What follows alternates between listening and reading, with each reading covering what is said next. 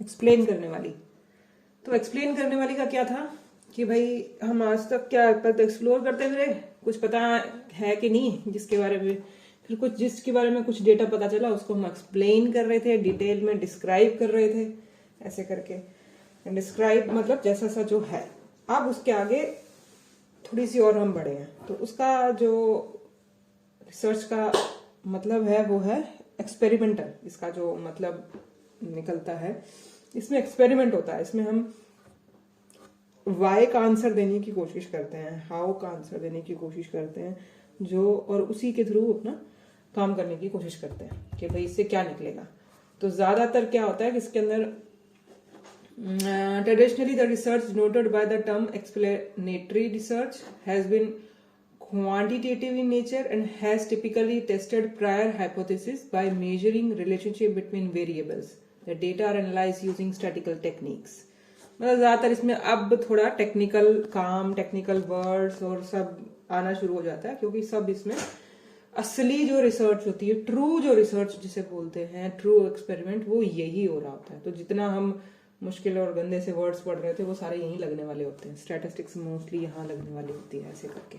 तो ये होती है। तो इसके अंदर इसको ज्यादातर जो इसका सिनोनिम वर्ड यूज किया जाता है वो एक्सपेरिमेंटल वाला, कि एक्सपेरिमेंट। अब एक्सपेरिमेंट में क्या होता है कि भाई आप एक्सपेरिमेंट करके देखते हो अपने लैब में। अपने जो वर्ड एक्सपेरिमेंट से हमने समझा है कि एक्सपेरिमेंट का क्या मतलब है कि भाई हम उसमें कुछ ना कर रहे होंगे। मतलब जैसे हम लैब में करते हैं एक्सपेरिमेंट, ह्यूमंस पे एक्सपेरिमेंट, तो उसमें कुछ ना कुछ हम ऐसा क्या कर रहे होंगे कि भाई हाँ छेड़छाड़ कर रहे होंगे जिससे हम रिजल्ट पाने की कोशिश करेंगे। क्योंकि अभी तक तुम क्या कर रहे थे, बिना छेड़छाड़ के हम जब ऑलरेडी बस चीजें जो हो चुकी थी हम तो उसको या तो समझने की कोशिश कर रहे थे, एक्सप्लोर कर रहे थे, या डिस्क्राइब कर रहे थे।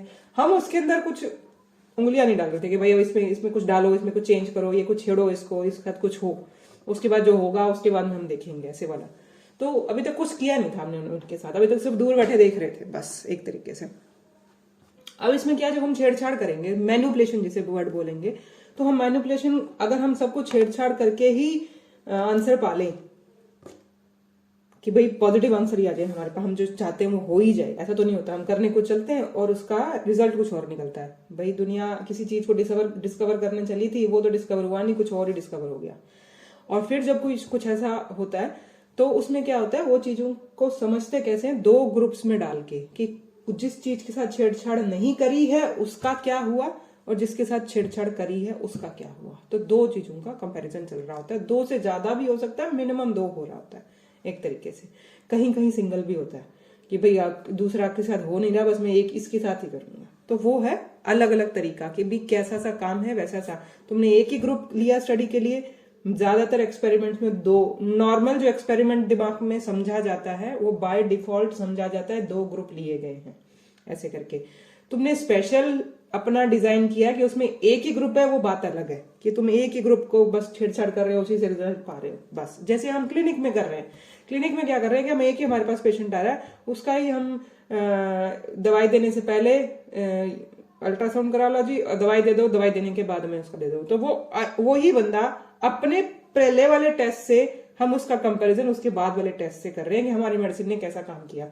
हम ये इस बंदे का दूसरे किसी ऐसे बंदे से कंपैरिजन नहीं कर रहे जिसको मेडिसिन नहीं मिली है, कि उसका भी पहले का टेस्ट और उसको मेडिसिन नहीं मिली, मतलब हो सकता है अपने वाली नहीं मिली, कुछ और मिली, या समथिंग उसको कुछ नहीं दिया और वो 10 दिन बाद, महीने बाद, 2 महीने बाद, 4 महीने बाद उसका टेस्ट दोबारा किया बस। तो वो उससे ये दो लोगों का कंपैरिजन हो गया एक तरीके से। एक को मेडिसिन मिली, एक को मेडिसिन नहीं मिली। तो बाय डिफॉल्ट जो दिमाग में एक्सपेरिमेंट के नाम पे जो आता है वो आता है दो ग्रुप्स का कंपैरिजन। हमारे केस में ये है, ऐसा होता है कि ऐसा वो डिजाइन होता है, इसमें आगे जो उसका टूल होता है जिसमें अकेला ग्रुप भी होता है ऐसे करने वाला, पर उसे हम कहते हैं कि वैलिडिटी, उसकी पावर थोड़ी वीक होती है। वीक कैसे कि भाई यही चीज हम जब तुम दो लोगों में कंपेयर करके बता दो कि भाई एक को मेडिसिन दी गई, एक को नहीं दी गई, जिसको दी वो बहुत बढ़िया काम कर रहा है, जिसको नहीं दी वो पीछे रह गया। तो इस चीज से दुनिया को समझाना, किसी चीज को प्रूव करना इजी है, क्योंकि ये सही तरीका है। बजाय कि एक ही बंदे को पकड़ के, एक ही ग्रुप पकड़ के कि उसका पहले का उसका बाद का, तो कहेंगे भाई हो सकता है ये वैसे ही ठीक हो जाता, हो सकता है कि भाई इसको तुम्हारी मेडिसिन ने ही ठीक किया, ये क्या जरूरी है, हो सकता है ये अपने आप ही ठीक हो जाता। तुम ऐसे जो सवाल खड़े होते रिजल्ट आने के बाद, उन ऐसे सवालों का आंसर नहीं आता, क्योंकि तुमने उस आंसर्स के लिए पहले तैयारी करके अपने डिजाइन में चेंज नहीं किया। ठीक है, उन सवालों का आंसर देने के लिए ही ऐसे डिजाइन तैयार किए जाते हैं कि भाई हमारा जो रिजल्ट आएगा फिर उस पर क्वेश्चन मार्क खड़ा हो जाएगा, नहीं तो कि ये तुमने ढंग से नहीं किया है, ये तो तुमने अपने अपने फायदे के लिए कर लिया एक तरीके से। तो ये होता है। तो अब इसका क्या एक्सपेरिमेंटल जो रिसर्च क्या होती है ये पता चला। डिजाइन क्या होगा कि भाई जैसा जैसा जैसे आपकी हाइपोथेसिस है उसके हिसाब से उसका दो लोगों का डिपेंडेंट और इंडिपेंडेंट वेरिएबल का काम चलेगा। अब डिपेंडेंट और इंडिपेंडेंट वेरिएबल तुम्हें पहले बताया था, जैसे डिपेंडेंट वेरिएबल और इंडिपेंडेंट वेरिएबल एग्जाम्पल से पढ़ते हैं, फिर तुम्हें समझ में आएगा। एक चीज हिलेगी दूसरी चीज नहीं हिलेगी। जैसे कि हम ब्लड शुगर चेक करते हैं, बीपी चेक करते हैं मेडिसिन देने के बाद में, तो मेडिसिन दी तो चेंज किस में आ रहा है उसके अंदर कि भाई मेडिसिन देने के बाद में पहले की शुगर और बाद की शुगर तो डिपेंड होती है। मेडिसिन के ऊपर शुगर का लेवल डिपेंड रहता है। शुगर अप भी जा सकती है, नीचे भी जाती है। तो जो घूम रहा है वो है डिपेंडेंट, क्या ऊपर या नीचे या माइनस या वैसे ही।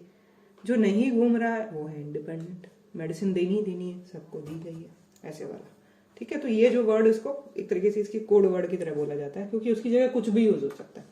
तुमने उसको एक चॉकलेट खिला दी, चॉकलेट खिलाने से पहले और चॉकलेट खिलाने के बाद शुगर लेवल, तो जो चॉकलेट है बस लोग उसको अपने लिखेंगे कि भाई ये इंडिपेंडेंट है, इसका कुछ नहीं रहा, तो वो डिपेंडेंट चीज है। तो मतलब वो जो एक चीज जो फिक्स रहने वाली है उसको सबको दिया जाने वाला है, वो चीज इंडिपेंडेंट रहती है, और जो चीज हिलने वाली है वो डिपेंडेंट है। तो हर केस में ये अलग अलग चीज होती है इसके अंदर, पर नाम यही होता है उनका। अब इसके यूज क्या है, यूज क्या आते हैं इसके?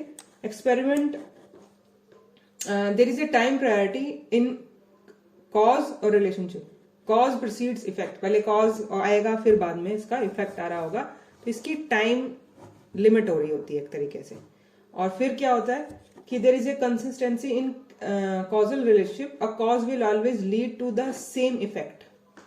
कंसिस्टेंसी वर्ड रहता है इसके अंदर कि भाई एक तो एक ही टाइम से चलने वाला काम चलता है। किसने ज्वाइन किया? somebody joined.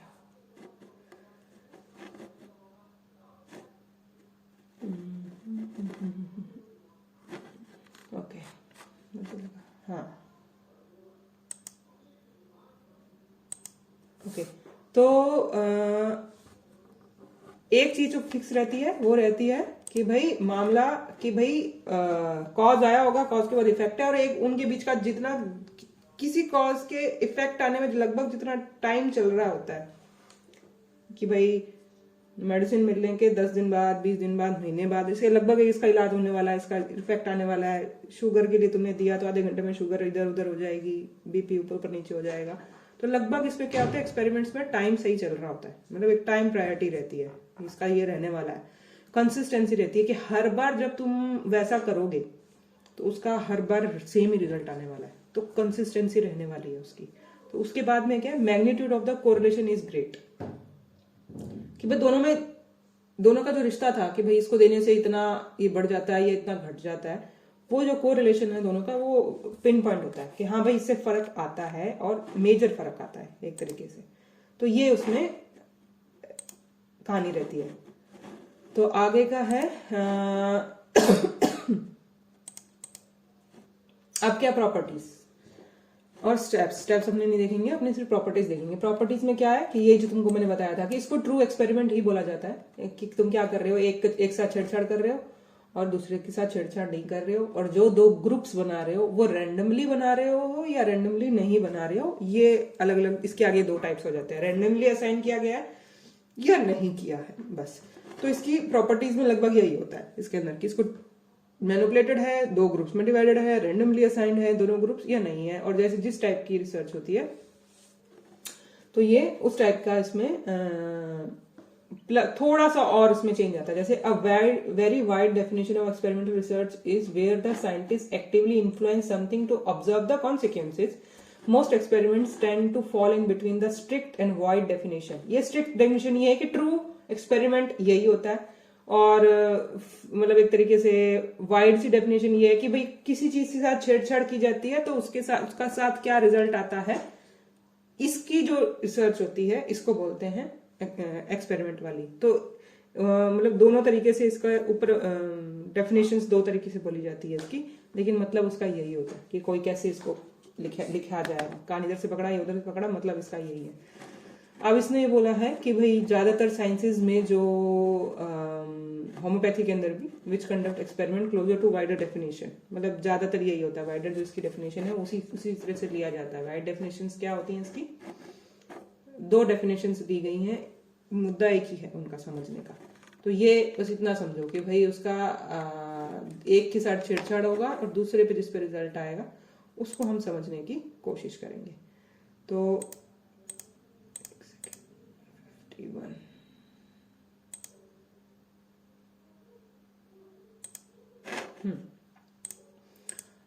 अब क्या होता है कि ये जो एक्सपेरिमेंट है इसके आगे की यही समझना है। बीच में इसमें 2-3 पेज हैं, जिसके पास बुक्स है वो मत पढ़ना, सिर्फ यहाँ तक ही पढ़ना। इसकी दो चीजें जो मैंने पढ़ा दी कि इसकी डेफिनेशन क्या थी, इसका डिजाइन क्या है, इसके यूजेस क्या है, इसकी प्रॉपर्टी क्या है, उसके बाद में इसके एक दो बीच में है वो मत पढ़ना। मतलब अभी पढ़ने की जरूरत नहीं है, वो थोड़ा बाद की स्टेज की बात है, अभी समझ नहीं आएगा तुमको। अभी बस यही समझना है कि एक रिसर्च थी, रिसर्च के साथ ये मोस्टली रिसर्च ऐसी होती थी। अब इस रिसर्च को करने के टूल्स क्या हैं वो है, मतलब इस रिसर्च कैसे करते हैं। जैसे कि तुमको मैंने बता दिया कि 2 ग्रुप्स होंगे इसके अंदर, तो 2 ग्रुप्स होंगे और दोनों ग्रुप को हम किसी एक को मेडिसिन दे रहे होंगे, किसी को नहीं दे रहे होंगे। और दोनों ही ग्रुप्स में क्या होगा कि भाई पहले का उसका शुगर टेस्ट करेंगे और बाद का शुगर टेस्ट करेंगे। तो एक ग्रुप को तो पहले मेडिसिन दी होगी और दूसरे ग्रुप को नहीं दी होगी, तो दोनों की शुगर टेस्ट होगी। तो इसका जो मेनली उसका एक डिजाइन का नाम बोला जाता है, टूल का है, वो है pre test post test design, जिसके अंदर ये एक्सपेरिमेंट उसको बोलते हैं, जिसको हम दे रहे हैं उसको हम बोलते हैं एक्सपेरिमेंट ग्रुप। जिसको मेडिसिन मिल रही है, जिसको कुछ नहीं मिल रहा, प्लेसिबो मिल रहा है, धोखा ही मिल रहा है एक तरीके से, तो उससे बोलते हैं कंट्रोल ग्रुप। तो इसको ऐसे याद रखना, ये दोनों वर्ड बड़े कंफ्यूज करते हैं, बच्चे भूल जाते हैं। भाई जिसके साथ ज्यादती हुई है ना वो कंट्रोल में रखना पड़ता है उसको, तो उस तरीके से उसको याद रखना कि भाई इसको कुछ नहीं मिला, इसको गोलियां मिली है मीठी और उसको दवाई तो मिली नहीं है। अब बेचारे के साथ पहले का और बाद में इसको ऐसे वेट करना पड़ेगा। मान लो उसको कैंसर हो और उसको कंट्रोल ग्रुप में बैठा दो कि भाई ये तो कंट्रोल ग्रुप वाला बंदा है, इसको मेडिसिन देनी, वो कैंसर से वो मरता है। हाँ, एथिकल इश्यूज होते हैं, वो बात अलग है, लेकिन बात याद रखने की है कि भाई कंट्रोल ग्रुप वो तो शोर मचाएगा। तो वर्ड है याद रखने का, कोड वर्ड कि भाई कंट्रोल ग्रुप, कि भाई जिसको कुछ नहीं मिल रहा होगा, एक्सपेरिमेंट ग्रुप जिसके ऊपर एक्सपेरिमेंट हो रहा होगा। तो इसका जो एक टाइप है वो है ये है प्री टेस्ट पोस्ट है, जो लगभग हम करते हैं उसके अंदर के दो ग्रुप्स कर लेते हैं, उसके प्री टेस्ट पोस्ट करते हैं। सबसे सिंपल डिजाइन है जिसका जो हम यूज करते हैं मैक्सिमम। तो ये थ्योरी पढ़ोगे समझ आ जाएगी, वो मेजर कोई बड़ी चीज नहीं है इसके अंदर करने के लिए, कैसा कुछ समझना आएगा थ्योरी के लिए, बस समझाने के लिए मुद्दा कि भाई क्या है इसके अंदर। तो उसके बाद जो दूसरा आता है, एक और मेथड आता है, वो ये आता है कि इसमें क्या किया कि भाई इसमें ना पहले वाला जो प्री टेस्ट पोस्ट टेस्ट होता है ना, इसमें थोड़ी सी इशू रहते हैं, कुछ प्रॉब्लम आती है। प्रॉब्लम क्या आती है कि भाई जब तुम पढ़ोगे तुम्हें पता चलेगा कि कुछ उसकी वीकनेसेस हैं जो प्रैक्टिकली, जैसे कि 2 group method is a exceptionally useful research method as long as its limitations are, मतलब उसका दिखाया जाता है। क्योंकि इसमें क्या होता है कि लिमिटेशंस इसमें लगभग क्या होता है, एक बायस निकलता है। मतलब तुमने 2 ग्रुप रखे थे, आधे लोगों को मेडिसिन दी, आधे लोगों को नहीं दी। तो जो 2 ग्रुप बनाए गए हैं उनमें जो लोग सिलेक्ट किए गए हैं, हो सकता है कि भाई जिन लोगों का 200 से 250 या 300 या 400 बीपी, मतलब मैक्सिमम चलो मतलब 250 से ज्यादा शुगर हिलता है, डिस्टर्ब है, वो सारे एक ही ग्रुप में चले गए। तुमने जानबूझ के डाल दिया, या हो सकता है कि भी सिलेक्ट करने वालों ने बाय चांस उस ग्रुप में चले गए, और उससे जो कम शुगर वाले थे वो दूसरे ग्रुप में चले गए। तो दोनों में से 2 ग्रुप बन गए। अब हो सकता है दोनों में से जो भी ग्रुप था कि भाई एक तरीके का ग्रुप हो गया, उसमें सब तरीके के लोग बराबर से डिस्ट्रीब्यूटेड नहीं थे एक तरीके से। तो अब उसका जो रिजल्ट आता है उसमें गड़बड़ आ जाती है, या तो बहुत अच्छा आ रहा होगा या बहुत बुरा होगा, जो भी आ रहा होगा। तो इस तरीके से क्या होता है उसमें, इस 2 ग्रुप वाले में अगर तुम्हारा सिलेक्शन सही नहीं है, अगर तुमने वो सही से नहीं किया तो एरर आने के चांसेस होते हैं। तो ये उसकी लिमिटेशन होती है। और सब मतलब कुछ किसी भी तरीके से तो उसमें एरर के चांसेस हैं, तो वो आगे उसमें थ्योरी में तुम पढ़ोगे तो मिल जाएगा। तो उस एरर को से बचने के लिए नेक्स्ट और तरीका एक और है कि उससे बेटर तरीका माना जाता है। बेटर ये है कि इसमें चार चीजों को मतलब एक ही तरीके से 4 ग्रुप बना लिए जाते हैं 2 ग्रुप के बजाय, जिसमें से 2 ग्रुप को तो मेडिसिन दी जाएगी और 2 ग्रुप को मेडिसिन नहीं दी जाएगी बस। और उसके अंदर पहले वाले में दोनों का प्री टेस्ट हुआ, दोनों का पोस्ट टेस्ट हुआ। प्री टेस्ट पोस्ट टेस्ट मतलब मेडिसिन देने से पहले उसको बोलते हैं प्री टेस्ट, मेडिसिन देने के बाद उसे बोलते हैं पोस्ट टेस्ट। और जस्ट मेडिसिन देने के बाद मतलब वो देखना पड़ेगा कि तुमको आधा घंटा वेट करना है, 1 घंटा वेट करना है, 1 हफ्ता वेट करना है या 1 महीना वेट करना है, वो बात अलग है। तो मतलब प्री टेस्ट और पोस्ट टेस्ट होते हैं उसमें दोनों ही ग्रुप्स में। इसमें जो 4 ग्रुप असाइन किए जाते हैं उसमें 2 ग्रुप के तो प्री टेस्ट होते हैं, 2 ग्रुप के नहीं होते। तो ये इसको जो बनाने का तरीका ऐसा है उस बायस से बचने के लिए। बस इसमें समझना सिर्फ इतना ही है कि 4 ग्रुप थे, 2 का प्री टेस्ट, लेकिन चारों का ही पोस्ट टेस्ट। पोस्ट टेस्ट क्यों जरूरी भाई? वो चीज सुधर गई या बिगड़ गई ये तो बाद की ही टेस्ट बताएंगे। किसी चीज का सुधरना या बिगड़ना बाद में, जब आज की लेटेस्ट रिपोर्ट ही तुम देख के बताओगे ना कि ये बंदा आज यार इसकी रिपोर्ट ठीक है या गलत है। अब वो रिपोर्ट पहले वाली तुम्हारे पास भी है या नहीं ये वो बात अलग है उसके अंदर। तो तुम पहले तो कंपेयर करके बताते हो यार पहले से बढ़िया है, लेकिन कई केसेस में भी अपने साथ ही होता है कि भाई डॉक्टर साहब पहले वाली रिपोर्ट तो है नहीं, आज वाली रिपोर्ट इसको आके पेशेंट सीधा बोला कि डॉक्टर साहब मेरा कोलेस्ट्रॉल बढ़ा हुआ है और मेरे को अभी मेडिसिन दे दो, मेरे पास टेस्ट कराने का टाइम नहीं है या कुछ भी, किस तरीके से हमने उसको मेडिसिन दे दी है। मैं हफ्ते बाद टेस्ट कराया तो उसका कोलेस्ट्रॉल नॉर्मल आया, तो पहले का तो है नहीं और आज उसका नॉर्मल आया, तो हमारी मेडिसिन ने क्या किया? तो मतलब वो एक सिनेरियो बन गया उस चीज का कि भाई पहले वाला तो था नहीं। तो ऐसे हमारे अगर 4 ग्रुप हैं तो उसमें से 2 का ऐसे किया गया और चारों का ही बाद में किया गया है। 2 को मेडिसिन दी गई, 2 को नहीं दी गई। तो इसके साथ यही होता है कि 2 लोगों का जिनका प्री टेस्ट किया गया उसमें से 1 को मेडिसिन दी गई, 1 को नहीं दी गई। दोनों का ही पोस्ट टेस्ट प्री टेस्ट नहीं किया गया उसमें से 1 को दी, किसी को नहीं दी। तो ये बस एक तरीके से बस याद रखने का तरीका है कि इस तरीके से डेटा इकट्ठा करते हैं और डेटा इकट्ठा करके उसका अपने एनालिसिस करते हैं। एनालिसिस मतलब क्या होता है कि जब एनालिसिस में हम सीधा देख के बता देते हैं कि भाई ये ठीक है या नहीं रिपोर्ट का। हम जो बात करें एनालिसिस का मतलब कि हम बाद में जो उस पर स्टैट्स लगाएंगे, जो मैथमेटिक्स उस पर लगाएंगे, उसका इस तरीके से जब बाद में इसका मैथ्स लगेगा इस पर वो ऐसा होगा। तो ये एक स्ट्रक्चर ऐसा होगा उस स्टडी को करने का। तो ये एक उसका स्ट्रक्चर का टाइप है। उसके बाद में इजी है, कोई ज्यादा मुश्किल नहीं है। आगे के भी हैं कि भाई एग्जाम्पल पढ़ोगे तो आ जाएगा समझ में। तो 1 शॉट वाले में जो मैंने तुमको बताया था कि भाई एक एक्सपेरिमेंट ग्रुप है जिसको मेडिसिन दी गई और उसका प्री टेस्ट भी नहीं किया, पोस्ट ही टेस्ट किया। तो किसी को जैसे कि एप्पल खिलाए, एप्पल खिलाने के बाद उसका शुगर टेस्ट किया गया बस। अब वो शुगर उसकी बढ़ गई या घट गई वो कैसे पता चलेगा? कि भाई पहले वाले में तो कुछ पता ही नहीं कि पहले बढ़ी हुई थी घटी हुई थी क्या था। लेकिन ये अगर जैसा सा तुम्हारा क्वेश्चन है, सवाल अगर ऐसा है, उसमें से अगर ऐसी स्टडी की डिमांड है कि भाई ऐसी वाली स्टडी करनी होती है तो ये यूज हो सकता है ऐसे करके। तो उसके बाद में क्या, ओनली 1 शॉट स्टडी बोलते हैं, भाई एक ही शॉट लिया गया तुमने कुछ किया ही नहीं। अब post test study only experiment किया और 2 ग्रुप लिए इसके अंदर, लेकिन दोनों का प्री टेस्ट नहीं कर रखा, पोस्ट टेस्ट ही है। एक को मेडिसिन दी थी, एक को नहीं दी थी। मान लिया एक को एप्पल खिलाए, एक को नहीं खिलाए, कंट्रोल ग्रुप वाला बिना एप्पल के रह गया, लेकिन शुगर टेस्ट दोनों का किया गया। जो पहले वाला हमारा था उसमें क्या था, प्री टेस्ट था। बस उससे यही फर्क है कि भाई प्री टेस्ट जो हमारा प्री टेस्ट पोस्ट टेस्ट बोलते हैं और इसको सिर्फ क्या कहते हैं, पोस्ट टेस्ट है। वही कंट्रोल ग्रुप, दोनों ग्रुप बन रहे हैं। और एक और नेक्स्ट स्टडी हो गई, इसमें क्या किया कि भाई 1 ग्रुप प्री टेस्ट और पोस्ट टेस्ट बोलते हैं कि भाई एक ही ग्रुप था जो हम जिसको पहले टेस्ट किया गया, एप्पल खिलाया गया या मेडिसिन दी गई, उसके बाद दिया गया, जो हम क्लिनिक में करते हैं। तो ये हमारा क्लिनिक वाला कि हम क्लिनिक में यही करते हैं कि एक पेशेंट आता है उसका हम प्री टेस्ट कर लेते हैं। जनरली जिसपे हम स्टडी नहीं कर रहे, जो हम रोज काम कर रहे हैं, वो यही कर रहे हैं कि एक ही ग्रुप है, एक्सपेरिमेंटली ग्रुप, हम उस पर एक्सपेरिमेंट ही कर रहे हैं और उसका शुगर टेस्ट कर लिया जी पहले, फिर दवाई दे दी जी बाद में गई। तो हम जो क्लिनिक में कर रहे हैं वो ये वाला है, ऐसे करके। ठीक है, तो ये 5वां टाइप है। एक और टाइप है इसका, वो है टाइम सीरीज। टाइम सीरीज में क्या होता है कि भाई हर चीज की, जितने हम पहले वाले पढ़ के आए हैं तरीके, हर का एक प्लस पॉइंट है और कोई माइनस पॉइंट भी है। जब थोड़ी पढ़ोगे उसमें से आ जाएगा।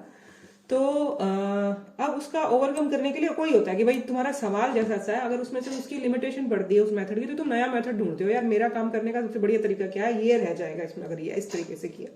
तो इसमें क्या होता है, टाइम सीरीज में क्या करते हो कि मान लिया अपने क्या करते हैं, एक ही बार प्री टेस्ट करते हैं और एक ही बार पोस्ट टेस्ट करते हैं कि भाई मेडिसिन देने से पहले तेरा बीपी चेक कर ले या शुगर चेक कर ले, और मेडिसिन देने के बाद बीपी या शुगर चेक कर ले। कितनी बार? एक ही बार ना। अगर ऐसा कुछ पंगा हो कि भाई उससे अगर सही रिजल्ट ना मिलता हो कि भाई मेडिसिन तो बढ़िया काम करती है, लेकिन सिर्फ एक ही टेस्ट रिजल्ट, मतलब एक ही बार का बीपी चेक करना या शुगर चेक करना, मेरी मेडिसिन ने बहुत बढ़िया काम करा है, ये रिजल्ट नहीं आता उसमें एक ही टेस्ट में कि भाई अगर ये टेस्ट इसका शुगर, मान लिया कि भाई शुगर और बीपी ऐसी चीजें जो रोज फ्लक्चुएट करती है पेशेंट की, तो हम ये कैसे कह सकते हैं कि भाई आज जो इसका मेडिसिन देने से पहले इसका जितना भी था, इसका शुगर मान लिया कि 400 था, मेडिसिन दी और उसका 350 आ गया जी, चलो 300 आ गया जी, मान लिया 250 आ गया, हमारी मेडिसिन ने उसको कम किया। भाई डेली लाइफ में भी तो फ्लक्चुएट करता ही है, रोज उसका 400 ही रहता है। ये कैसे पता चलेगा कि वो पिछला मुझे 10 दिन का, महीने का या पहले का, जब अपने 3 महीने का उसका टेस्ट करवाते हैं शुगर वाला, कि वो बताए मुझे कि भाई इसका इतना ही रहता है, और मेडिसिन देने के बाद हम उसका लगातार फिर उतने टाइम के लिए चेक करें कि इतना ही रहता है। तो वो जो टाइम है आगे और पीछे का, नॉट ओनली वन स्टडी, एक टेस्ट, लंबा टेस्ट, 3-4 मल्टीपल जो टेस्ट करेंगे, तो वो पहले, तो मल्टीपल टेस्ट पहले वाले, फिर मेडिसिन दी, इंटरवेंशन का मतलब मेडिसिन छेड़छाड़ जो करी हमने उसके साथ, उसके बाद बांध के, ये दोनों जो टाइम अपने होंगे, मल्टीपल टेस्ट होंगे, ये बताएंगे। तो ये होता है टाइम सीरीज वाला इसके अंदर। तो इसके भी अपने प्लस माइनस होते हैं कि भाई करके देखो कि भाई प्रैक्टिकल भी है कि नहीं, तुम्हारे पास मल्टीपल बार तुमको टेस्ट करने को मिलेगा कि नहीं मिलेगा क्लिनिक में। अपने प्लसेस अपने माइनस, पर जहाँ डेडिकेटली स्टडी होती है उनके पास मेथड होनी चाहिए करने के लिए। अब प्रॉब्लम तो इसमें लिखी हुई है सेम ही, वही प्रॉब्लम्स आती हैं कि एक प्रॉब्लम ये होती है कि मान लिया कि ये सिर्फ इंटरवेंशन का मतलब सिर्फ मेडिसिन देना है, ये जरूरी नहीं है। जैसे कि इंटरवेंशन का मतलब कोई भी छेड़छाड़, ये तो अपने मेडिकल पॉइंट ऑफ व्यू से बोल रहे हैं, मेडिसिन के पॉइंट ऑफ व्यू से बोल रहे हैं, वरना जो ये तरीके हैं ये हर तरीके की लाइन में रिसर्च करने में यूज होते हैं। हर तरीके की लाइन में मतलब मान लिया कि एक साइकोलॉजी वाला रिसर्च करने वाला बंदा था, उसने कोई रिसर्च बनाया और उसमें टाइम सीरीज उसने वो यूज कर रहा है रिसर्च में। अब वो उसने बोला, जैसे कि अपनी इसका एग्जांपल ले लो कि भाई ये 5 या 6 क्लासेस होने से पहले तुम्हारी रिसर्च की क्या समझ थी, और अब उसको पॉइंट्स में डालो कि तुम्हें कितनी की समझ आती थी, या अपने आप खुद पढ़ी। मान लिया कि तुमने तुम्हारे साथ हुआ कि हमको दो महीने दिए गए, तुमको 2 महीने का गया, तुम खुद पढ़ लो, और उसके बाद में एक तरीके से कोई पेपर मैंने बना के दे दिया कि उस पेपर को देखते हो कितने नंबर आते हैं। फिर मैंने 10 क्लासेस ली, 15 क्लासेस ली, उसके बाद तुम्हारा फिर से पेपर हुआ, तो वही कंपेयर किया जाएगा कि सेल्फ स्टडी करने के बाद में कितने नंबर आए और या फिर टीचर के पढ़ाने के बाद कितने नंबर आए। तो ये एक तरीका, मतलब कंपेयर करने का तरीका हुआ। तो इंटरवेंशन क्या हुई? इंटरवेंशन हुई टीचर का पढ़ाना एक तरीके से, तो इस तरीके से तो ये इसका इंटरवेंशन का तरीका हुआ। तो ये भी एक तरीका है स्टडी करने का, मतलब करा तो यही। अब मान लिया कि भाई इसके अंदर जो ये टाइम सीरीज के तरीके से किया गया, टाइम सीरीज के तरीके से मतलब कि इसको जैसे केस स्टडी में हम कहते हैं कि एक ही सवाल को अगर बारी बारी पूछते हैं तो हर बार अगली बार वो जो पेशेंट होता है उसको जवाब देना आ जाता है। तो इसे कहते हैं मैच्योरेशन इफेक्ट, कि मतलब अगर तुम किसी चीज को बारी बारी करते हो सवालों के बारे में, या किसी प्रोसेस को बारी बारी करते हो, मे बी तुम ही पहली बार सही से टेस्ट नहीं कर पाए, या फिर जैसे बीपी शुगर वाला है कि उसको बोला कि भाई खाली पेट ही करना होता है, वो बाय चांस वो खाली पेट नहीं, उसने या तो उसको ढंग से करना आ गया कि भाई हर बार मैं ऐसे ही जाऊंगा और यही प्लान करके कि भाई खाली पेट ही जाना है, वरना किसी दिन चाय पी के चला गया और कुछ करके चला गया, तो वो गड़बड़ होता है। एक तो इतने लंबे टाइम के अंदर कि हर बार तुम्हें सही रिपोर्ट मिलेगी, रिलायबिलिटी और एक्यूरेसी मिलेगी कि नहीं मिलेगी, ये गड़बड़ होती है। दूसरा ये तो है ही कि बिगड़ने वाली फैक्टर भी हो गया कि रिलायबिलिटी और नहीं है। और दूसरी चीज कि भाई हर बार अगर ऐसा कुछ सवाल पूछने वाला है या इस तरीके का हम कोई स्टडी कर रहे हैं जिसमें से बारी बारी उस स्टेप को करने से हर बार वो बंदा बेटर हो सकता है, तो उस स्टेप को बारी बारी करने से वो सीखा, उसकी इंटेलिजेंस ने उसको सिखा दिया, ना कि जो इंटरवेंशन थी।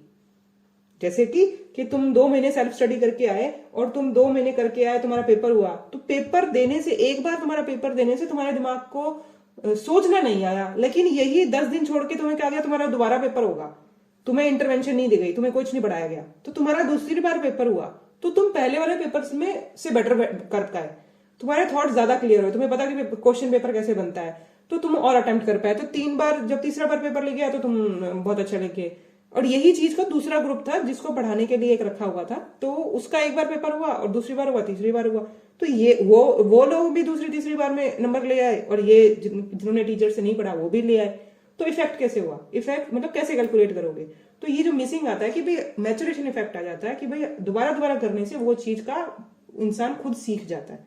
तो ये इसकी टाइम सीरीज वाले की इशू है, टाइम सीरीज वाले का कमी है इसके अंदर, ठीक है। तो ये एक तरीका हुआ। अब इसका टाइम सीरीज वाले के बाद में एक और है इंटरप्टेड टाइम सीरीज डिजाइन, उसी का है, थोड़ा सा मॉडिफाइड वर्जन है। इसमें बस यही है कि 2 ग्रुप्स बना दिए बस, उसमें एक ही था, इसमें कंपैरिजन ग्रुप साथ में दे दिया बस। पहले 4 टेस्ट किए गए, एक्स का मतलब मेडिसिन दे दी गई, फिर 4 बार टेस्ट किया गया। इसमें जो कंपैरिजन ग्रुप था उसमें नहीं दिया गया। तो ये एक जो स्टडी होती है क्वासा एक्सपेरिमेंटल स्टडी, उसके अंदर यूज होता है एक तरीके से। तो ये उसका तरीका है, वही सेम ही चीज, उसमें 2 ग्रुप है, इसमें 1 ग्रुप है, बस इसमें इतना ही फर्क है, ठीक है। तो ये अपने ने आज इसका लगभग हमारे एक्सपेरिमेंट वाले खत्म हो गए इसके अंदर। ये इसमें जो ये वाला अपने मेथड पढ़ा लास्ट वाला, ये इसमें लिखा गया the method is well suited to clinical informatics researches, clinic वाले में ज्यादातर यूज होती है। By adding and comparison group threat to internal validities lessen, मतलब पिछले वाले में टाइम सीरीज वाले में तो हम एक ही पर्सन का पहले और बाद का पढ़ रहे थे, उसका कंपैरिजन तो नहीं कर रहे थे, एक ही ग्रुप वाले की तो ये प्रॉब्लम आती ही आती है कि तुम प्रूव ही नहीं कर पाते इस बात को, तो बस उसमें ये दिक्कत आती है। तो होम्योपैथी के अंदर ये वाला ग्रुप ज्यादा बढ़िया होता है कि हम मल्टीपल टाइम उसके टेस्ट करके देखें अगर किसी पॉसिबल है तो और बढ़िया है उसका तरीका निकालने का, ठीक है। तो ये चारों 6-7 तरीके हैं एक्सपेरिमेंट करने के। एक्सपेरिमेंट हम सिर्फ मेडिसिन देना ना देना, और भी तरीके आगे, ठीक है। तो अब है अभी तक ये अपना रिसर्च टाइप खत्म हुआ है। रिसर्च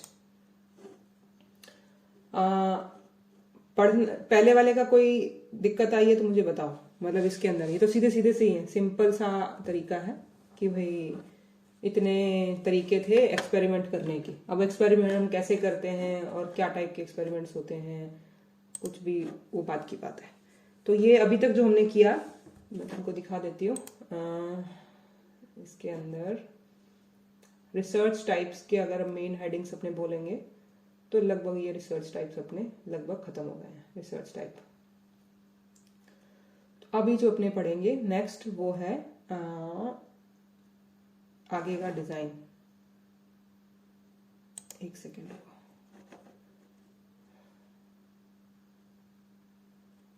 डिजाइन मतलब स्टडी डिजाइन। स्टडी डिजाइन अभी तक हम पढ़ रहे थे रिसर्च के टाइप्स। रिसर्च के टाइप्स हमारे कंप्लीट हो चुके थे। रिसर्च के टाइप्स के बाद में हम अभी पढ़ेंगे स्टडी डिजाइन, क्योंकि स्टडी डिजाइन और रिसर्च टाइप्स दोनों मिक्स सी चीजें हैं। मिक्स सी चीजें हैं मतलब मैं तुमको चार्ट दिखा देती हूँ तब तुम्हें समझ में आएगा। आगे जो इसके पढ़ने वाले जो चारों टॉपिक्स हैं, कोहार्ट स्टडी, ये अपने को तुमको और समझ में आ जाएगा कि भाई ये कैसे पढ़नी है, ये भी अपने डिस्कस करेंगे। पर स्टडी रिसर्च के टाइप्स और स्टडी का डिजाइन ये दोनों बहुत इंपॉर्टेंट टॉपिक्स होते हैं, ये समझ में आ जाता है तो नेक्स्ट पहुंच जाते हैं। I don't know why this ये डिले क्यों हो रहा है। एक सेकेंड, मेरी आवाज तो सही आ रही है, नेट तो सही चल रहा है ना।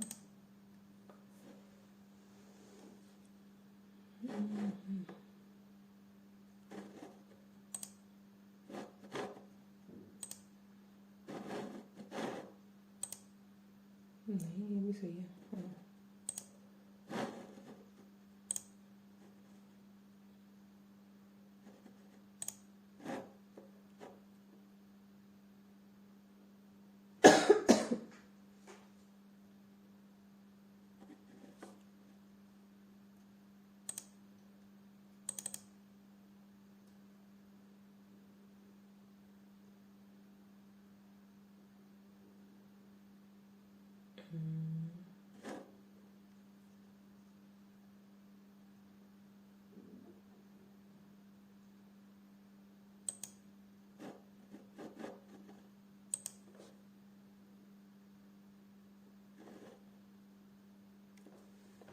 पता नहीं, एक सेकेंड बस खुल रहा है।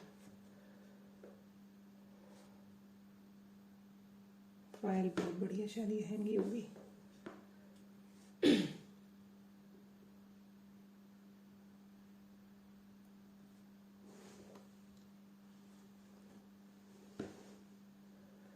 तब तक कोई और क्वेश्चन है? बताओ, 2 मिनट लगते हैं इसको ओपन होने में।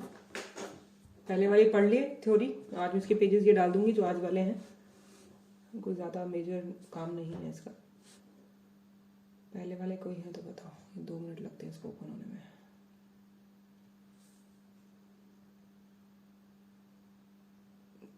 इतनी हैवी तो वाइट ही नहीं है। ओके, हो गया।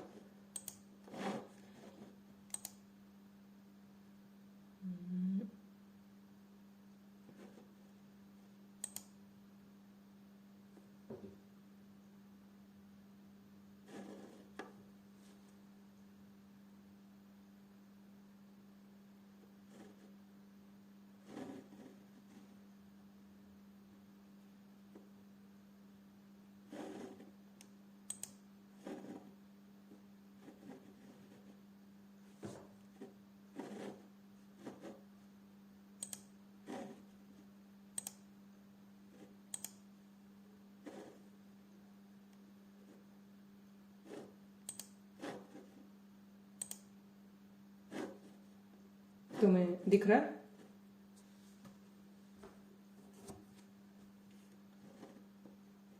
Can you see? ओके, तो अभी तक हम क्या पढ़ के आए थे? अभी तक हम पढ़ के आए थे रिसर्च टाइप्स, जिसमें मैंने तुमको बताया था काफी 3-4 बुक्स निकाल के, और उसमें से कुछ का मैंने तुम्हें बताया था कि भाई एक CCRH ने ना वर्ड दे रखा है, क्लिनिकल वेरिफिकेशन, स्टैंडर्डाइजेशन, ड्रग। ये जूम कर रही हूँ, दिख रहा है ना? तुम दिख तो रहा है स्क्रीन पे? हाँ, तो clinical verification, standardization of drug, clinical validity, clinical research, drug proving, survey, literary research, pharmaceutical research, public health, epidemiology, basic, instrumental, philosophy based, marketing, economics और ट्रांजिशनल। ये कुछ वर्ड्स मुझे कहीं से मिले थे कि भाई NCH ने पढ़ाए हैं कि भाई किसी स्लाइड में, कि भाई ये सारे होम्योपैथी पॉइंट ऑफ व्यू से बोले जाएंगे कि ये रिसर्च टाइप है या रिसर्च स्टडीज हैं, ऐसे करके। तो मुझे क्लियर नहीं पता, पर ये कुछ वर्ड वहां यूज होते हैं इसके अंदर। तो उसके बाद में लेकिन जो हमने अलग अलग बुक से पढ़ के देखे वो क्या थे कि हमने पढ़े थे कि अलग अलग रिसर्च टाइप्स क्या पढ़े थे हमने, बेसिक, फंडामेंटल, अप्लाइड वाली, क्वालिटेटिव, क्वांटिटेटिव, ऐसे करके। और हमने पढ़ी कि ट्रांजैक्शनल बिहेवियर, और जो तुमको वर्ड्स बताए थे मैंने, historical, biomedical, health service research, conceptional, simulation वाली, ऑपरेशनल वाली, फॉर्मुलाइज, एम्पेरिकल जो पढ़ाई थी। साथ में बताए थे सर्वे research, correlation, casual comparative, cause comparative, case study, one time study, longitudinal, field research, laboratory research, content analysis या क्लिनिकल ट्रायल्स मॉनिटरिंग। ये बहुत सारे नाम बताए थे तुमको मैंने। इसमें से मैंने तुमको अपने ने जो स्टडी किया वो पढ़े हमने 2-3 ही चीज की स्टडी करी डेप्थ में। बाकी सब सिर्फ डेफिनेशन अपने दिल, अगर कहीं से हो तो सिर्फ डेफिनेशन देख लो। तो इसमें हमने जो एक चीज उठाई थी वो उठाई हमने डिस्क्रिप्टिव वाली पढ़ी। हमने पढ़ा कि भाई एक तो हमने पढ़ा था एक्सप्लोर करने वाली, सबसे पहले जो शुरू करी थी वो शुरू करी थी यहाँ से, जो अपने एक्सप्लोर करने वाली।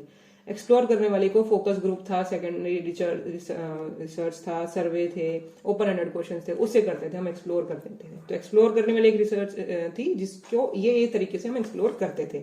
दूसरी हमने पढ़ी उसकी डिस्क्राइब करने वाली। तो डिस्क्राइब करने वाली थी तो उसको पढ़ा यहाँ से। डिस्क्राइब करने वाली थी जिसके ऑब्जर्वेशनल मेथड थे, केस स्टडी था और सर्वे था। ऑब्जर्वेशन वाले को हम नेचुरल तरीके से करते थे या लेबोरेटरी के अंदर रख के करते थे, और करते क्या थे उसके जो उसका कॉज कंपेरेटिव करते थे। कोरिलेशन टाइप की डॉक्यूमेंट्री वाली एथेनोग्राफी, जो अपने की एथनोग्राफी, ये सबको मैंने अपने पढ़ाए थे। और इसके बाद केस स्टडी हमने लास्ट टाइम किया, स्टडी मेथड लास्ट क्लास में किया था। तो उसके बाद जो हमने आज पढ़ा वो पढ़ा हमने एक्सपेरिमेंट वाला।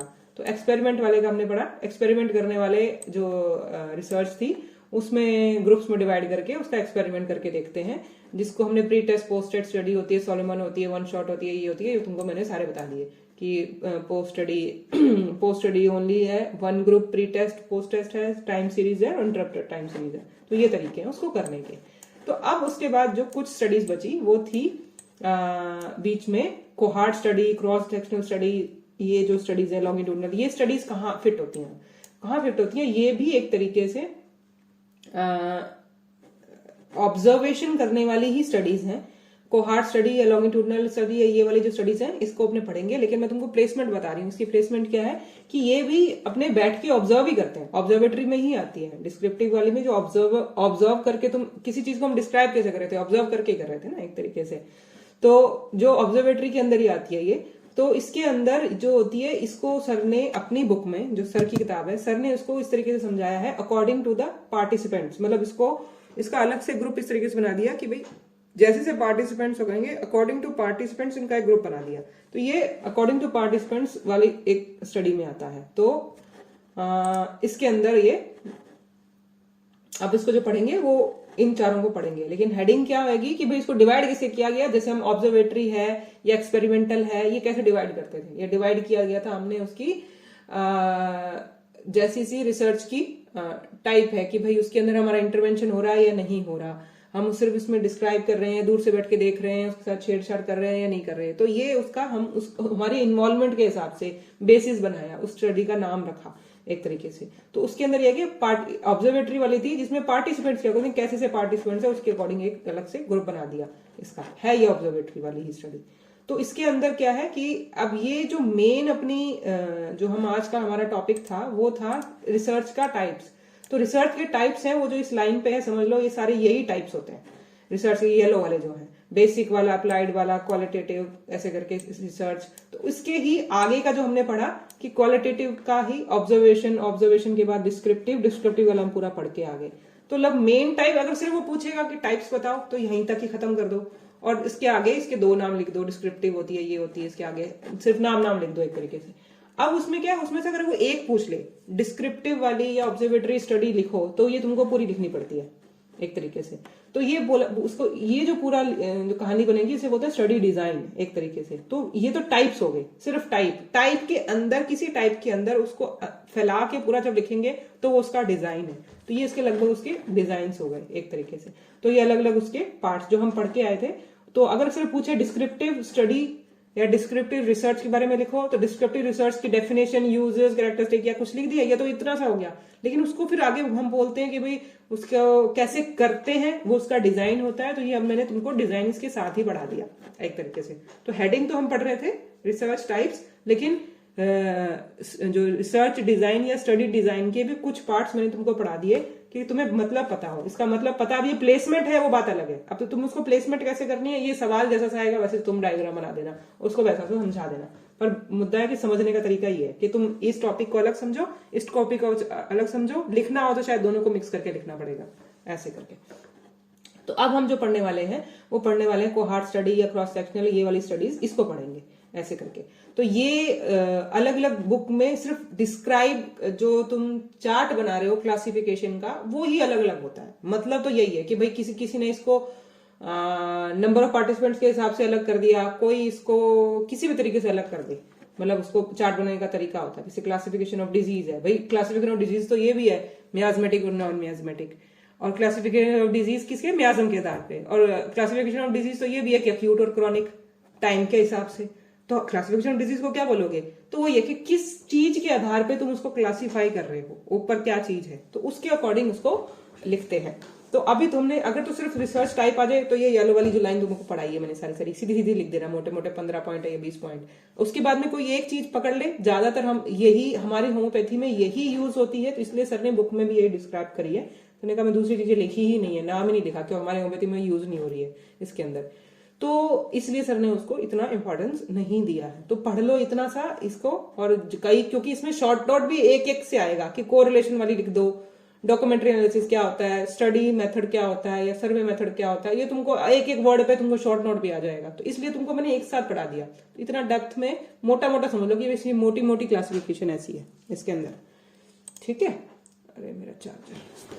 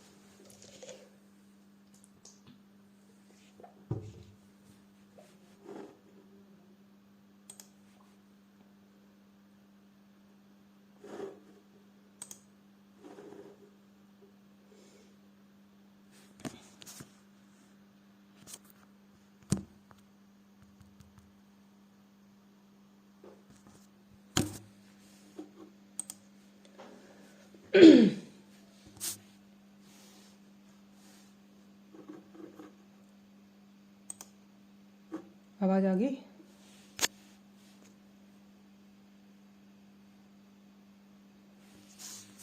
आवाज आ गई ना? हाँ ठीक है।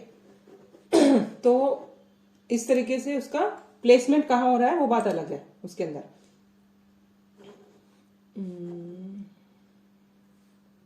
स्क्रीन ओके, ठीक है। तो अब हम जो पढ़ने वाले हैं उसलिए अब हम पढ़ेंगे इसके ये वाले कोहार्ट स्टडी या ये वाली स्टडीज कैसे ये क्या होती हैं स्टडीज, ये अपने इसमें पढ़ेंगे। इसका एक चार्ट और मैं तुमको बता दूं ताकि तुमको यहीं से अभी पता चल जाए, पर मुद्दा हम ये खत्म करके ही मैं आगे बढ़ना चाहती थी, लेकिन तुम्हें एक आइडिया दे दूं कि हम जो अब अगला जो टॉपिक पढ़ने वाले हैं वो पढ़ने वाले हैं हम स्टडी डिजाइन। स्टडी डिजाइन क्या होता है, उसकी डेफिनेशन वगैरह मैं तुम्हें बता दूंगी, पहले वो चीजों को कंप्लीट करके, ताकि तो एक तरीके से हम एक सिरे से खत्म कर लें। क्योंकि इसको समझने का, प्रेजेंट करने का या लिखने का बहुत डिफरेंट तरीके होते हैं। हर जगह किसी जगह पे तुमको, जैसे अपनी जो क्रॉस सेक्शनल स्टडी हम यहाँ पढ़ रहे हैं, एक तरीके से यहाँ पढ़ रहे हैं, कोहार्ट स्टडी ये कहाँ पढ़ रहे हैं, ये मैंने कहा, ये अपने ने कहा चार्ट में बताया कि भाई रिसर्च टाइप कुछ था, रिसर्च टाइप के आगे उसके आगे के मतलब जो आगे के डिस्क्रिप्टिव एनालिटिकल ऑब्जर्वेटरी था, उस ऑब्जर्वेटरी के अंदर जाके कोई पार्टिसिपेंट्स वाले के अकॉर्डिंग उसको डिस्क्राइब किया गया है। ये हमारा तरीका है जो सर ने बुक में समझाया, मतलब बुक में लिखा हुआ। लेकिन अगर कोई और रिसर्च करने वाला है तो उसने क्या किया कि जैसे हमने यहाँ पे भी पढ़ा था कि जो येलो लाइन पे मैंने तुमको बताया कि भाई रिसर्च टाइप्स हमने इतने टाइप के पढ़े थे, इस रिसर्च टाइप में सर्वे वाला, कोरिलेशन वाला, इसने इसी के साथ, ये जो ब्लू कलर है ये है ही इसी के साथ वाले थे, पर मैंने इसका कलर अलग कर दिया क्योंकि ये कहने के लिए तो ये मेन मुद्दे, मतलब ये मेन रिसर्च टाइप्स हैं, लेकिन ये खुद अपने आप में किसी और रिसर्च के अंदर जाके यूज होने वाली चीजें, उनके पार्ट्स हैं। तो कई लोग तो सीधा उस सेंटर पार्ट कहाँ वो डिस्क्रिप्टिव के अंदर जाके वहां यूज होने वाली टाइप की स्टडी है, और कई इसको मेन ही बोल देते हैं कि भाई मेन रिसर्च टाइप यही है। तो मेन बोलोगे तो मेन तो 3 ही होते हैं, इसीलिए सर ने बुक में 3 ही लिखे हैं। सर कहते हैं मेन तो अपने अगर होम्योपैथी के पॉइंट से देखो तो डिस्क्रिप्टिव वाला, एक्सपेरिमेंटल वाला, एक्सप्लोर करने वाला, एक्सप्लोरेटरी, यही 3 डिजाइन होते हैं मेनली। अब इसको हर एक इंसान घुमा के उसको और तरीके से करा के अब यहाँ वाली स्टडी को मेन स्टडी बना डाले तो वो बात अलग है उसके अंदर। तो कोहार्ट वाले को भी इधर बना दी, इसको बना दी, तो वो उस तरीके से उसको डिस्क्राइब करने के लिए अलग अलग बुक्स में अलग अलग तरीके से समझाया है। तुम उसको इतना से समझो और इसके अंदर तो इसको इसमें कंफ्यूज होने की जरूरत नहीं है। तुमको बस इतना पूछे कि कोहार्ट स्टडी, अब तुम्हारा जो स्टडी क्वेश्चन हो और तुम्हारे को लगे कि भाई मेरे को किस तरीके से अटेम्प्ट करना है, मुझे उसमें ऑब्जर्व करना पड़ेगा, तो तुम्हारे दिमाग में अपने बात आना चाहिए कि भाई मेरे पास 4-5 ऑप्शन है ऑब्जर्व करने वाले के अंदर। तो इसमें कंफ्यूज होने की इसमें जरूरत नहीं है। तुम इतनी ही दुनिया समझो, इतनी बड़ी दुनिया होती है, ये समझने की जरूरत नहीं है। तुम्हें सिर्फ इतना बता दिया कि अगर ऐसा तुम कहीं पढ़ो तो तुम कंफ्यूज ना करो उसके अंदर। अपने लिखना इतना ही है, समझना इतना ही है, शायद यूज भी इतना ही करना होगा अपने को, इससे ज्यादा यूज भी नहीं होगा। Cohort study, cross sectional study और लॉन्गिट्यूडनल स्टडी ये तो हम होम्योपैथी में कर ही नहीं रहे होंगे। हम तो इंडिविजुअल स्टडीज कर रहे होंगे। हम कौन से पूरे मोहल्ले की स्टडी कर रहे होंगे या कौन से 1000 लोगों को पकड़ के उसमें होम्योपैथी का 10 साल तक उसका टाइम देख रहे होंगे। इतनी मौखी स्टडीज कर ही नहीं रहे होंगे बस। पर ये स्टडीज होती हैं, ये स्टडीज को क्या बोलते हैं उस तरीके से इसको समझने के लिए इसको बता दिया गया बस में तुमको कि लिखना अगर पेपर में आ जाए, क्योंकि तुम्हारे को शॉर्ट नोट्स में आता है। ये प्रैक्टिकल हम करते नहीं, थ्योरिकली बताओ। तो स्टडी डिजाइन में जो अब बोला कि भाई अब इसको भी क्लासिफाई करने का तरीका है, तो ये इसको एक तरीका ये भी कि भाई क्लासिफाई कर लो ऐसे करके जो हम पढ़ रहे हैं। सर ने इसको एक तरीके से और क्लासिफाई किया हुआ कि अगर तुमसे सीधा सीधा पूछा जाए कि स्टडी डिजाइन लिख दो तो उसको ऐसे क्लासिफाई कर लेना।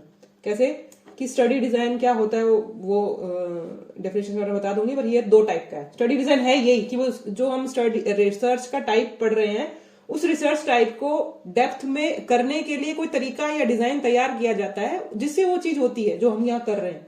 कि भाई एक रिसर्च टाइप तो ये था ऑब्जर्वेशन, लेकिन इसको कर कैसे रहेंगे, करने के लिए इसको 2 पार्ट्स में डिवाइड करके आगे इसको करने के ये तरीके बनाए गए होंगे, उसमें से जिस तरीके का क्वेश्चन होगा उस तरीके से करेंगे। तो ये पूरा उसका रिसर्च का डिजाइन बन जाता है, करते कैसे हैं उस चीज के लिए।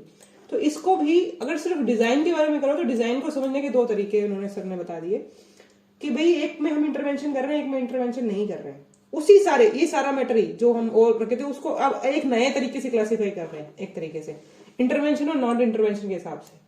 इंटरवेंशन मतलब उसके साथ हम कुछ कर रहे हैं, डाल रहे हैं कुछ उसके अंदर, और किसी में कुछ नहीं डाल रहे हैं।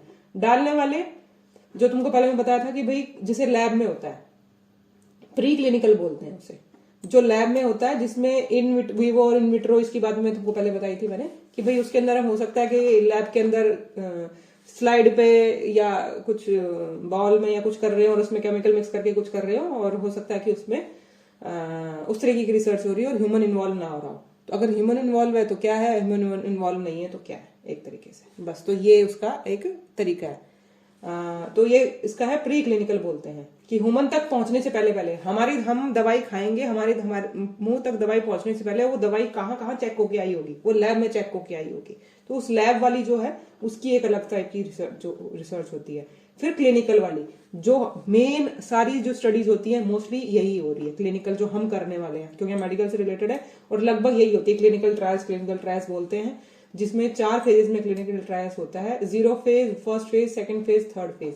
0 फेज में लगभग 50 से 100 लोगों पर स्टडी की जाती है, जिसको हम एक्सप्लोर वाली जो स्टडी बोल रहे थे, एक्सप्लोरेटरी वाली, वो ये होती है।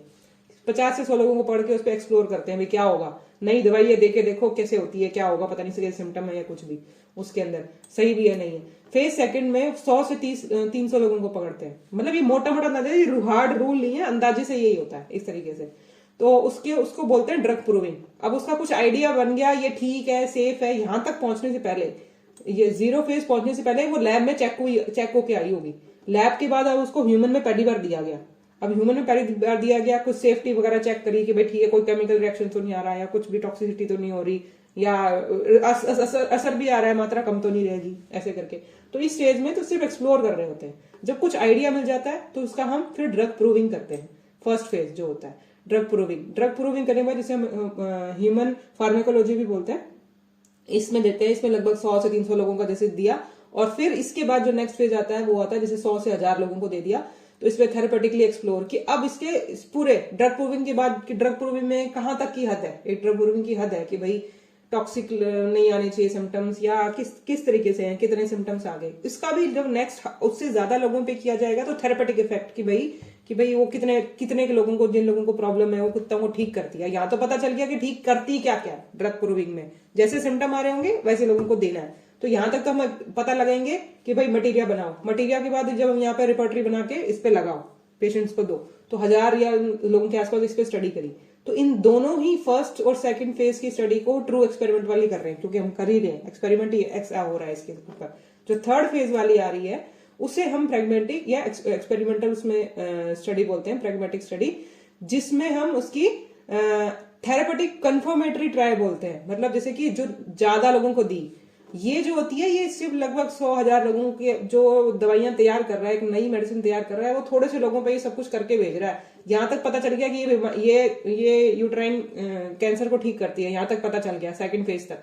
उसके बाद में अब ये पास कर दी गई है, जाके जनता को खिलाई जाए, डॉक्टर उसको बांट दो, उनके क्लिनिक्स पे पहुंच जाएगी, अभी ज्यादा जनता को खिला के देखी जाएगी। अब ये जनता को खिला के देखी जाएगी, भाई थोड़े से लोगों पे तो ये काम कर रही थी, ज्यादा लोगों को देने के बाद क्या हो रहा है, काम कर रही है कि नहीं कर रही। यही स्टेप जो होते हैं नई मेडिसिन आने के, पुरानी मेडिसिन को दोबारा कंफर्म करने के, वैक्सीन बनने के, कुछ भी जो हो रहा था, यही 4 स्टेप्स होते हैं। फेज 0, 1 ट्रायल सुना होगा, स्टेज ट्रायल, वो क्या रहा है, यही हो रहा है, और हम भी यही कर रहे होते हैं अलग अलग पॉइंट्स पे। तो ज्यादातर यही एरिया यूज हो रहा है उसके अंदर। तो अब ये जो हम जो पढ़ के आए, एक्सप्लोरेटरी वाली, एक्सपेरिमेंटल वाली, ये वाली पढ़े तो हम तरीके से यूज कैसे होती है, एक तरीके से, मतलब इसको अलग करने यूज करने का तरीका है ना एक तरीके से। तो हम सिर्फ उसको पढ़ के आए हैं कि वो होती क्या है और कहाँ वो बरती जाएगी, उस तरीके से उसके और रिफाइन तरीके यूज हो जाएंगे। अब उसके बाद ये तो होगी इंटरवेंशन वाली। प्री क्लिनिकल लैब वाली, लैब में क्या हम कर रहे होंगे, वीवो या विट्रो में उसकी स्क्रीनिंग कर रहे होंगे। स्क्रीनिंग मतलब काम की है नहीं है, हटाओ रखो, कुछ भी मैकेनिज्म ऑफ एक्शन कैसे काम कर रही है, टॉक्सिसिटी तो नहीं, कंफर्मेटरी टेस्ट की बारी बारी करके देखो, और फार्माकोकाइनेटिक्स और बताऊंगी। उसके अंदर ये है कि भाई बॉडी को देने के बाद में सिम्टम्स क्या आ रहे हैं ड्रग्स के, एक तरीके से, तो वो उसके वो चीजें उसमें डाली जाती है ये पढ़ने की। तो टेस्ट ऑन आइसोलेटेड ऑर्गन्स और बैक्टीरियल कल्चर जो स्लाइड्स पे डाला जाता है, तो किया जाता है, यही किया जाता है लगभग लैब के अंदर, उसके अंदर। तो इंटरवेंशन वाली pre clinical, clinical, pre clinical lab वाली, जिसमें हम उसका पहले टेस्ट करके देखते हैं ह्यूमंस तक पहुंचने से पहले। ह्यूमंस अब आगे ह्यूमंस पकड़े गए, क्लिनिकल वाले में 4 फेजेस में डाल दो, चारों फेज का अलग अलग नाम रख दो। फिर आगे नॉन इंटरवेंशन वाली, जो उसके अलावा जितनी हम स्टडीज वहां पढ़ के आए हैं, अभी हमने जो पढ़ी ऑब्जर्वेटर वाली होती है जी, longitudinal, cross sectional, cohort, case study, जो जितनी हम पढ़ रहे हैं अभी, जो वहां जाके पढ़ेंगे, वो इस एरिया की है सारी, कि उसमें इंटरवेंशन नहीं हो रही, उसके साथ हमने कुछ किया करने, हम सिर्फ उसको बैठ के ऑब्जर्व कर रहे हैं। तो इसको हम किसी भी तरीके से डिफाइन कर रहे हैं, इसको सारों को बोल दें कि भाई ये सारे जने ऑब्जर्वेटरी स्टडी होती है जी, इस तरीके से डिवाइड कर लो कि भाई ऑब्जर्वेटरी स्टडी लॉन्गिट्यूडनल और क्रॉस सेक्शनल है, ये सीधी ही खुद ही एक तरीके की इंडिविजुअल स्टडी है जी, उसका इतनी इंपॉर्टेंस दे दो। तो ये उसको समझने का तरीका, उसको एक तरीके से क्लासीफाई करने का तरीका है क्या स्टडी, ये तुम्हें पता होनी चाहिए बस मुद्दे से।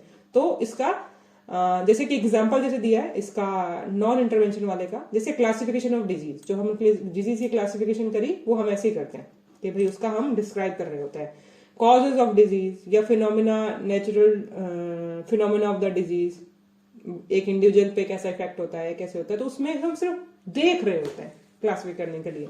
Effect of environment on disease, ऐसे करके general management of the disease. तो ये इस तरीके से जो अपने टॉपिक्स होंगे वो लगभग नॉन इंटरवेंशन वाले होंगे और बैठ के हम देख रहे होंगे उनके बारे में। तो ये जो जितने टाइप की स्टडीज हैं उनमें से हम 2-4 टाइप की स्टडीज उसमें नेक्स्ट क्लास में पढ़ेंगे। तो ये है इतनी सी ऐसे करके।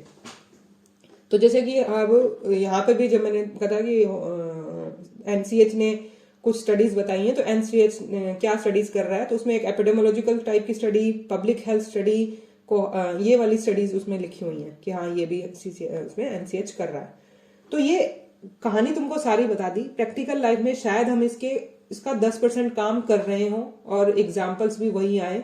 तुम जब सर्च करोगे नेट पे या कुछ भी, तो किस टाइप की स्टडी कर रहे हैं होम्योपैथी के अंदर, तो इस पूरी कहानी में से यहाँ से या यहाँ से तुम्हें सिर्फ 2-4 टाइप की स्टडीज ही मिले जो होम्योपैथी में हो रही हैं। बाकी टाइप की सिर्फ स्टडीज के नाम पता करने कि ये स्टडीज होती हैं। पेपर में आए तो लिखनी है, तो अगर कुछ नया आ जाए किसी और लिटरेचर में तो तुम्हें पता हो ऐसे करके, तो वरना इतना डेप्थ में नहीं देखना। तो अब ये जो 4 स्टडीज हैं, इन चारों स्टडीज को, ये 2 पेज की स्टडीज हैं, मैं देख लेती हूँ इसमें है तो मैं तुमको बता देती हूँ, वरना 40 हो गए और लेट ही क्लास शुरू करते, देख लेते हैं। कर लोगे ना? अभी करें, करा दूं? ये 2 पेजेस में दे रखी है वैसे तो, अभी इकट्ठे हो जाए 2 मिनट में कर ले तो बढ़िया है। कर लोगे? कर लोगे या कल नेक्स्ट क्लास में करें? हाँ ना, 2 मिनट में डिसाइड करो। टाइम है तो कर देते हैं, नहीं है तो नेक्स्ट क्लास में करते हैं। तुमको मैं कहानी समझा दी कि अब हम जो करने वाले हैं वो क्या थे।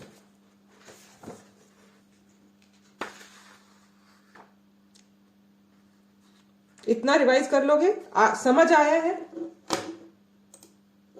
रिवाइज कर लोगे तो नेक्स्ट क्लास में कर लेते हैं, क्योंकि मेजर तो इतना कोई बहुत बड़ा उसमें नहीं है। कोहार्ट स्टडी है, क्रॉस सेक्शनल है, लॉन्गिट्यूडनल है, कोई मेजर 2-3 पेजेस की है, डेप्थ में इतना कुछ है भी नहीं है। इसका पढ़ी भी होगी तुमने एसपीएम में, उसके अंदर उसमें कुछ मेजर सा नहीं है। मैं इसमें डाल दूंगी, ये चारों पेजेस की फोटो इसमें डाल के डालूंगी, खुद भी पढ़ लेना, ताकि अगली क्लास में जब तुमको बताऊंगी तो कुछ एक्स्ट्रा ही सुन लो तुम। ये तो नॉर्मल जो तुम्हें पता है वो तो है ही, क्योंकि ये सिर्फ लिखने के पर्पज से है।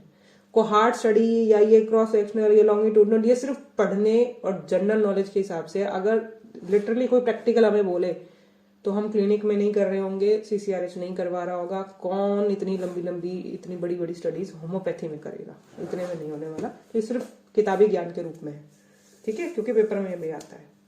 चलो फिर ठीक है, नेक्स्ट क्लास में करते हैं।